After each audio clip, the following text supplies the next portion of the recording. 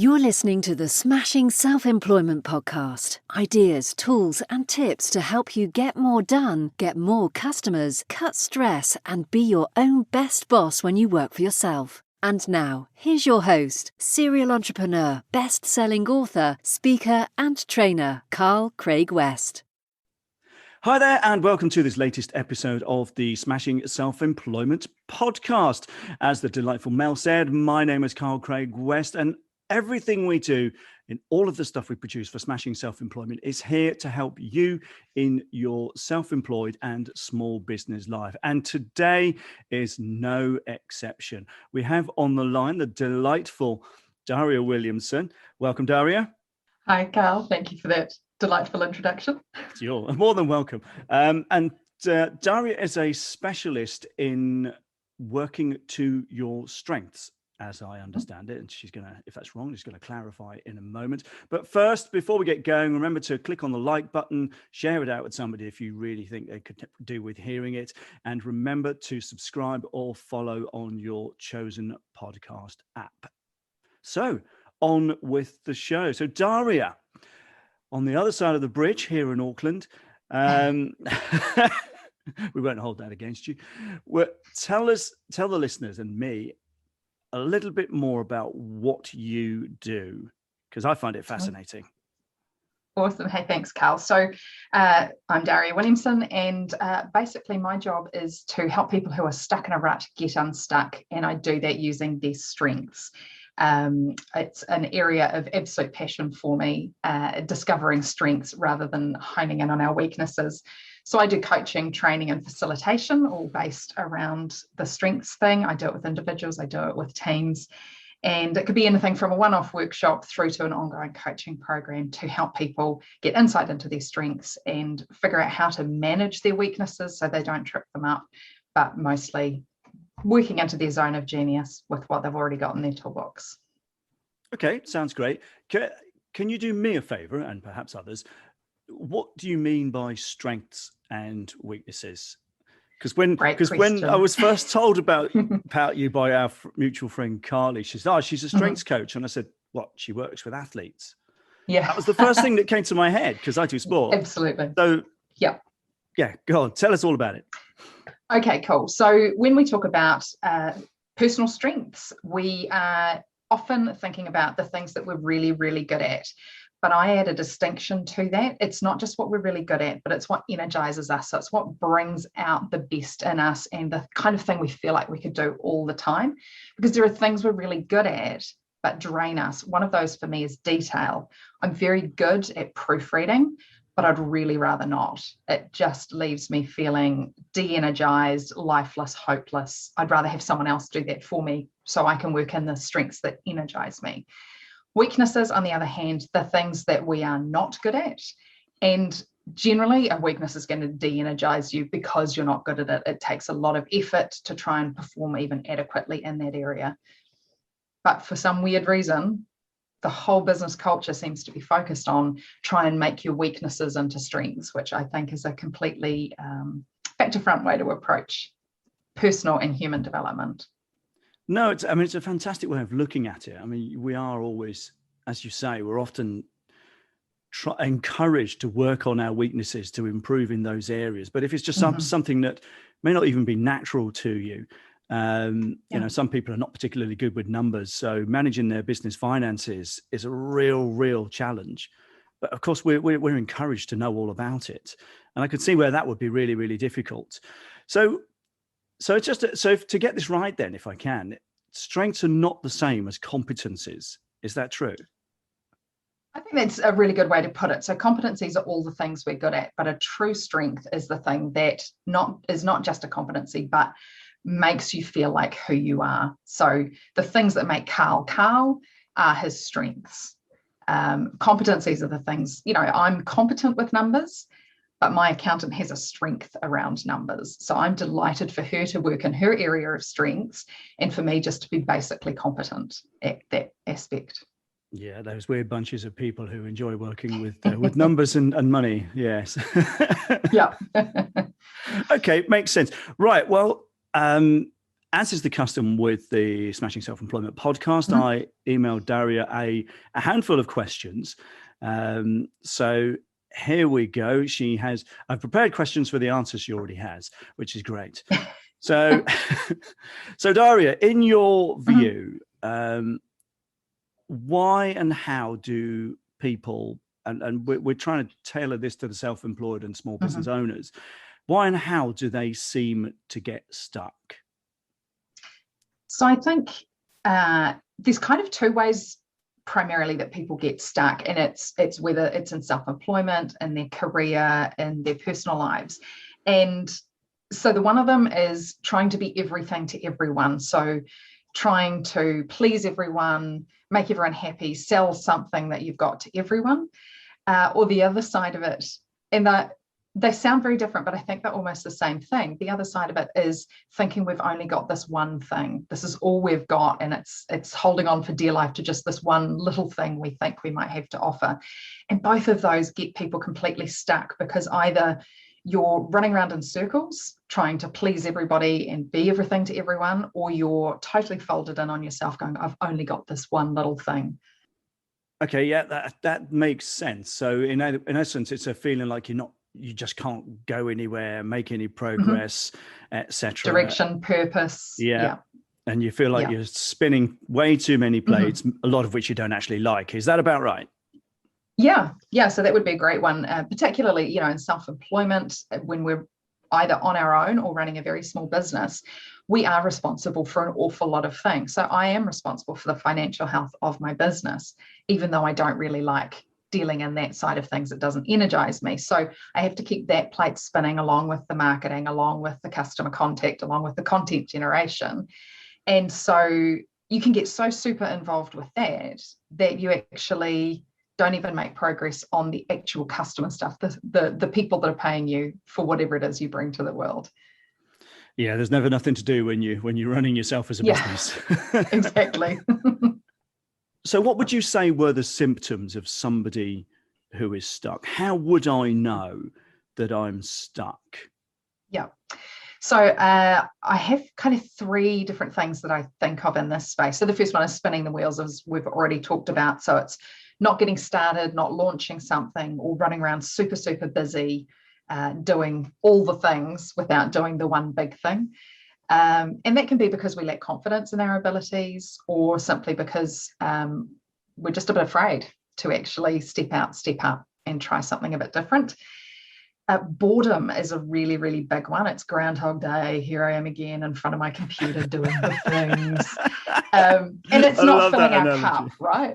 Yeah. It's like, more posts on LinkedIn, more podcasts. It's feeling like this day is the same as it was a month ago, a year ago, 10 years ago. Yeah. And that can be a manifestation again of fear or lack of confidence, because we're staying in the safe zone. I can post on LinkedIn, it's comfortable, it's easy, but it might be boring. So, not taking a risk of branching out into a different social media thing, or a different way of marketing, or showing up in the market. And the third one, I think, is envy. When we're looking at other people and kind of getting all snippy about, well, how come they seem to find it so easy, and they're getting all the cool opportunities, and here I am, and I'm gutsing away at this thing, and I'm not getting, all the cool opportunities they're getting. And that's comparing potentially our starting point with someone else's middle or peak. It's very, very easy to do. Yes, it is. I've fallen foul of it a few times. In fact, I think I've written about it not long ago, about the fact that, it's easy to compare yourself, but, we're all on different journeys with different starting points and different places in those journeys. So that's right. Yeah. And potentially there are people out there looking at us going, well, how come they've got all the cool opportunities, even while we're looking forward at someone else again. Yeah. So it's a very human thing to do, but it's a really good sign that you're not kind of living in an area which feels like it's aligned with your values, that you're in your purpose, that you're making meaning out of what you're doing. Okay. So that all makes sense. What's interesting is I often find that social media doesn't help, because everything is lovely and rosy on social media, and they're never going to show you on social media, the struggles that they're having, and That's right. And it can be very, very misleading. And if you fall into that, it can be very disheartening as well. And it can make every day feel like Groundhog Day, where you're just not making any progress. So, Yeah. And so it's understanding that, what we see of everybody else is their curated self. Even when we're meeting like this, we're still showing each other our curated self. You're not seeing that a couple of hours ago I was, eyes half open, needing my coffee because I had a bad night's sleep. And when we're just looking at that curated self, we're comparing our inside, what we know to be true for ourselves. And we know each mistake we've made and the times we've fallen flat on our face, but we don't know that about the people that we're talking to. So we judge ourselves by our insides and other people by their outsides. And that's where that envy piece can really come in. Because if we actually got really real, they would tell us the same kinds of things going on in themselves that's going on in us. We'd be like, oh, so actually we're all just really human. Is that what we're getting to? Yeah, it makes absolute sense. I like that phrase, curated self. I'm gonna remember that one. It's good. Thank you. So looking at that then, so imagine that we're stuck. What do you think needs to happen to start a process of improvement? What are the low-hanging fruits that we could pick to say, well, look, I want to work through this. I want to get beyond it. What is it that I can do in the short term to begin this process? So I absolutely love this question, because one of my key strengths is improver. So it's right in my zone of genius. And that's the first thing, know your zone of genius. So what is it that you really resonate with, that lights you up, that people need? That's your zone of genius. There's, like I said, I can do numbers in detail. I'd just rather not. So it would be pointless for me to be an accountant. I wouldn't be in my zone of genius. I'd be in a zone of having to work really, really hard every hour of every day. But put me in front of people that need to make improvements, that need to develop their leadership skills. That's my zone of genius. Connecting with people, helping them see their potential, realize their strengths and get on and use them. That's my zone of genius. So I'm not a one-trick pony. It's not that I'm coming to you saying I'm going to help you find your strength and that's it. But I'm also not trying to be everything to every person. So finding that kind of middle ground, it's like create yourself a playground that's got a distinct flavor. You can play around in it, but you're not trying to be other things. So an example, just down the road from where I live, there's a kids playground called Snakes and Ladders, and it is steps and it is slides. That's it. If you want a seesaw, if you want a merry-go-round, you're going to have to go to a different playground. That's what this one is. It's steps and slides. So that's kind of what I mean, is the kids can play on the steps and slides in so many different ways, but it's still just steps and slides. Let someone else do the merry-go-round and seesaw. So that's the first thing in the zone of genius. The second one is getting curious. And naturally we have this as humans, but it kind of gets beaten out of us as we go through school. We are, as kids, insatiably curious. Why? What's that? How many? How much? How far? And then as we go through school, we learn there's a time to ask questions, and there are certain kinds of questions we're allowed to ask. And then by the time we get to adults, we get to the point that in some cases we're not even supposed to ask questions, or we ask questions to manipulate people or make them feel stupid or show how clever we are. So I'm talking about going back to being a 2-year-old. What's that? It's interesting you say that, because I know I've met so many adults who have had the confidence to ask questions beaten out of them. Yeah, absolutely. And they go through life just wondering what's happening without having the nerve to just go and ask or go and find out. And I find that quite sad.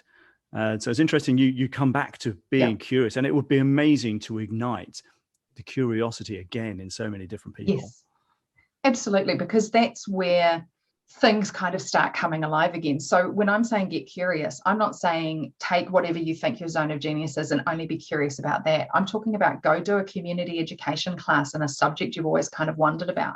Try cooking a new kind of cuisine. Watch a film you never would have considered before. Just something that's going to get you into a different mental state, a different physical state, because it's about challenging your brain to do things differently. And I'm a fan of, like, there's no wrong questions, there's no right answers.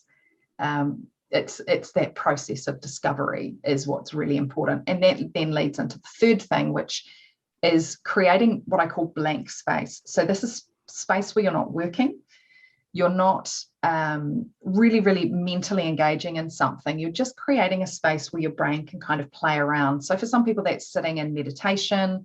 Some people it's, walking or running. Someone it might be painting or cooking. But it's something where you're not really trying to focus your brain and allowing space for kind of daydreaming and things to just bubble up. So getting curious and exposing your brain and yourself to new and different and diverse things, paired with this blank space, you suddenly start getting all this new data in your brain that it can start making connections with.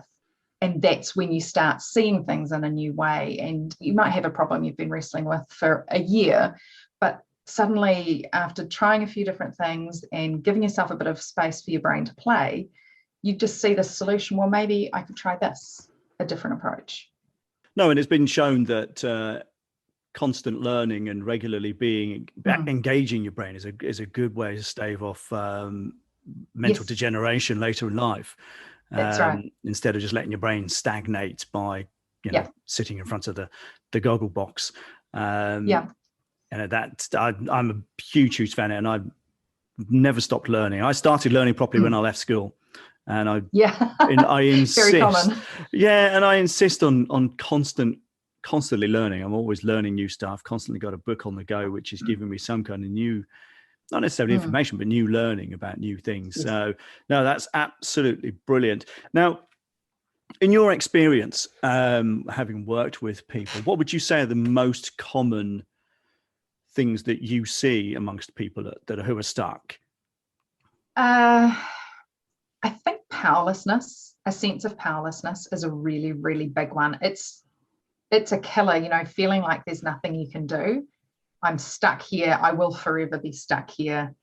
Particularly, people that have tried really hard to get themselves unstuck. We tend to think that working harder is going to get us out of the rut. Oh my gosh. But in a lot of cases, it digs us further in, right? Yeah. And so that's where, for me, the strengths perspective is quite different to how a lot of the world operates. And it's the piece of the strengths, because they energize you, you can use them deeply and they don't drain you. And so that's really different to the hard work trying to slog your way out of something. So for me, strengths kind of builds a ladder out the side of the hole, whereas just trying to work hard puts the spade in your hands and you keep digging. So I think the biggest thing when people are feeling powerless is they're probably really disconnected from their strengths. And that's really common because when we have a strength, it feels really natural to us. And so we don't necessarily recognize it for the powerful thing that it is. So if you and I sat down and we did a strengths profiling thing, there would be some things you would pull out and you'd go, I didn't know that was a thing. Is that a strength? Doesn't everybody do that?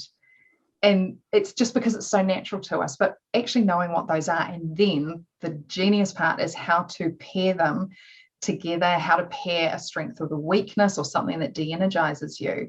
That's kind of the way out of the hole without having to learn a whole lot of new stuff. You're just reaching into the toolbox and using your tools in a different way. So are you suggesting then that by focusing, because one thing I'm still not yet sure of is we have strengths on one side, weaknesses on the other, competencies in between.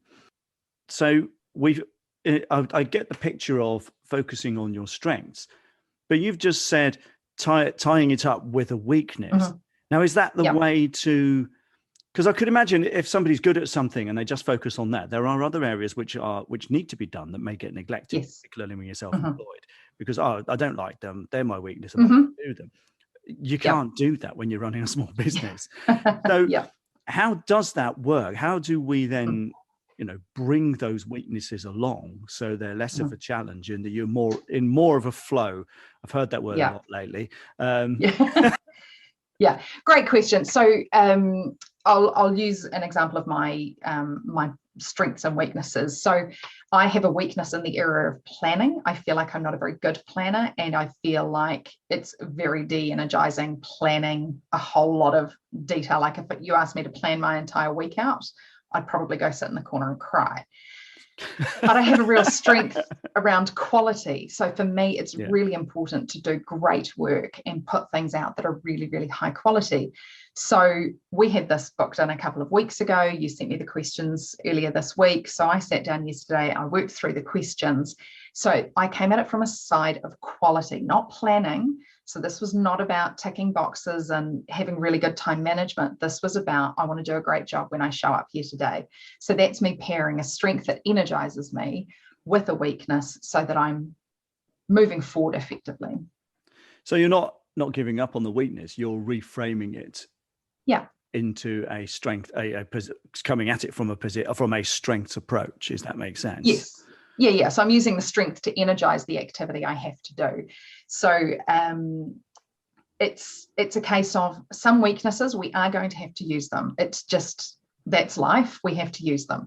So how do we bring energy to them? For the weaknesses we don't have to use, forget them. Just know that they're there, so that if they come up in the future, go, oh, actually, I need to be a little smart around this. What are some strengths I can bring in? But I'm all about just get to bare adequacy with your weaknesses so they don't trip you up, and then leave them there. Yeah, and if you can, delegate them. I was going to say delegation is the way forward. Yep. And totally. In my view, and I'm about at that point, because I've not long started the Organ Business Builders Club.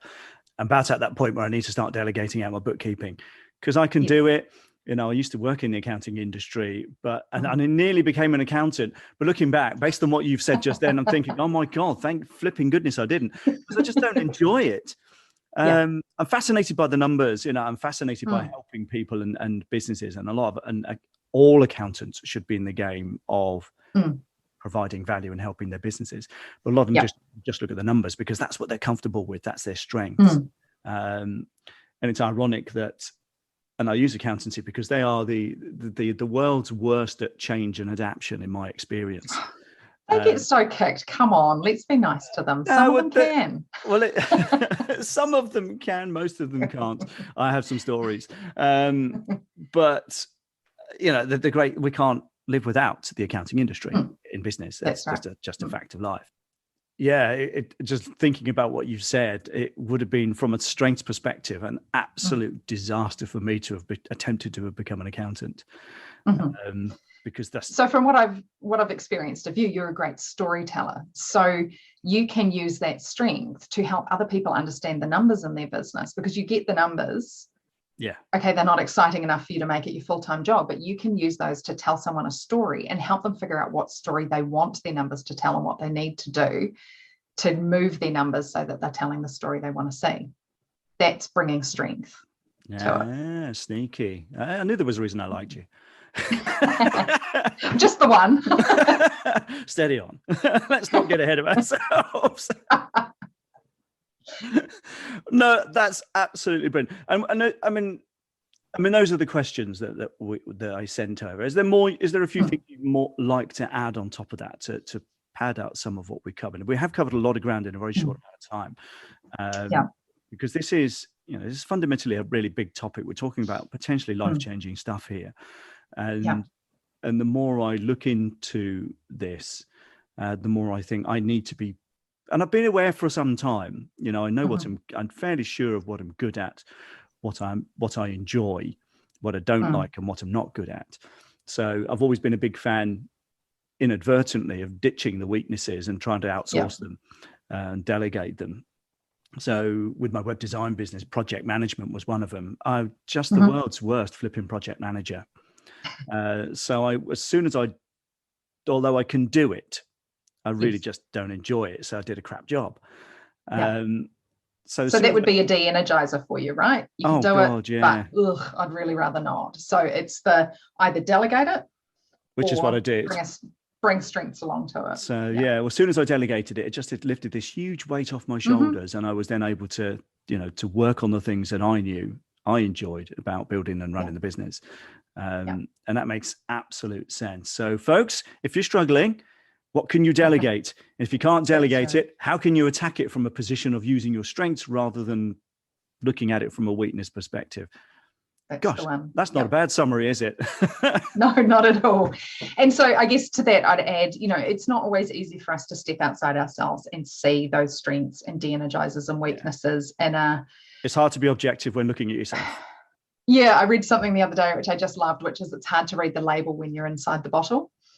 And so it's that thing of sometimes you need someone I like that one. outside your bottle to help you read the label. And, I'm a coach. It's what I love doing. It's in my zone of genius, is helping people figure out what's on their bottle, I guess, and then how to work with it. So I'm going to put in a total plug for coaching. Of course, I'd love to coach people, but find a coach that you click with, because they will bring a different perspective.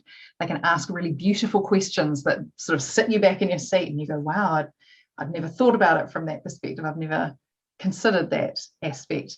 They're a cheerleader. They're going to encourage you. Your success is going to be their success. They're going to be super excited. And it's so important to know that there's someone that's got your back out there in the world. It's a tough enough life. To have someone that is 100% in your corner is a pretty amazing thing. But also they bring accountability. And that's not necessarily that if I was coaching you, I'd have to sit down and say, so Karl, how are you going on those things you said you were going to do? Just the mere fact that we would be meeting, you would know you'd committed to something and you would be working on it because you're going to show up to have a conversation. Oh, accountability is essential. It is absolutely essential. I'm a big fan of accountability groups. I belong to a few over the years, and they're great. Even if you're not paying for the privilege, the fact that you said you were going to do something, and the day before the next meeting, you think, "Oh crap, I've got work to do," because you don't want to look like somebody who doesn't get stuff done. And it is powerful. Obviously, there needs to be huge trust in that group, but. It does. I know that coaching works. I had a really duff experience with a coach a few years ago who was more like a counselor than a coach. The comfy sofa would have been just perfect for her. But anyway, but I've had coaches over the past, and you're literally being held to account is a big deal. And so for me, there's that beautiful balance between they're your biggest fan, they're your cheerleader, they're in your corner, and they're also going to say, how are you going? What's happening? And if you say, I haven't done my homework, that's on you, not them, but they can help you discover why that is, because there's often beliefs that are blocking us. I want to step out and do this thing, so I'm going to do X, Y, Z, but then the fear gets hold. And so actually unwrapping that and going, what's sitting here? What's blocking me? What beliefs do I have that might be getting in the way? Again, that's the person outside the bottle looking at the label saying, do you think there could be some issues around this? And you can go, poof, mind blown moment. Things can transform in a single conversation, which is one of the things I love so much about coaching. Yeah, and I've experienced that as a client of a coach in the past, and it is that outside looking in. Yeah. I do love the analogy of the bottle, that you can't see the label on the bottle if you're on the inside. That's quite good, and that's who we are ultimately. So few people look in the mirror truly honestly, and I find it interesting that so few people struggle to be honest with themselves. And it's what I find also fascinating is that it's never taught. As young people, we're not taught to be honest with ourselves. We're not taught to try and be reflective. That's right. Yeah. And what I find funny is that Nietzsche apparently said, "Know thyself." And I thought about this a few years ago, and I thought, but if I really knew myself, I'd probably want to run away. Because we all have our issue, we all have our challenges. None of us have an easy, cushy life.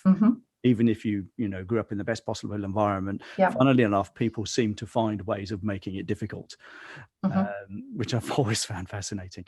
So, but coaching. So let me can I just jump in there? Go on then. When coach you say, so when you say know thyself, if I knew myself, I think I'd want to run away. That sounds like a weakness lens. No, because what about your brilliance? I'm more than self-aware. I really am. I realized that. And over the years, I've become, and I know this is kind of going off topic, but I've become more self-aware than most people I've ever met. So, and it is I wouldn't say it's a constant battle, but it's a constant way of figuring out ways forward. But anyway, that's slightly off topic. I don't want it all to be about me. I'm not going to sit on the comfy chair. So thank you for all of that. And I really appreciate your insights and input. There's a whole lot to take away from that. And I'm, when I edit this, I'm going to be making notes and looking at things differently, because you've actually, what's great is that since the last time we met, you've sparked me thinking about stuff as well, which is Awesome. great. And again, with this interview, you've got me thinking, okay, there's areas which I think I could improve here based on what you've said. So thank you for that. Oh, thank you. So to wrap it all up, tell the listeners where you can be found and how you can help. Okay, well, thank you for the opportunity. So I'm Daria Williamson. I'm at dariawilliamson.com. So I've got information there about the coaching services that I provide and a product that I'm only just starting to release onto the market, which is the Strengths Deck. So it's a deck of cards, interactive, fun card game to really dig into strengths. So that's I'm just starting to release a few slots. So if people are interested in finding out more about that, they can email me on strengths@dariawilliamson.com, and you'll put the link in the show notes. I'll put that. The notes. Perfect. And so, I love working one-on-one with individuals for coaching, but also working with teams, leadership development, particularly from a strengths perspective. How do we actually help people find their zone of genius? So if you are looking for that, hit me up. I'd love to see how I can help. Yeah, and I'm more than happy to share that out. Thank you. Thank you so much, Daria. I really appreciate you taking the time out to be with me today. Thanks for the opportunity. It was great to chat. Well, that's it for today's podcast. I really do hope you'll take the time to digest some of this information. There's some cracking stuff that Daria has shared with us there. I know I've certainly learned a few things, and I will be studying this further and working on it in my own life. But that's it for today. I really appreciate you tuning in. Remember to like, share. If you've got any questions, please let us know. If you want to talk to Daria, then dariawilliamson.com is where she can be found. But that's it. Thanks again for tuning in. Have a great time, and bye for now. Thanks for listening to the Smashing Self-Employment Podcast. Remember to subscribe to the podcast or check out the community at smashingselfemployment.com.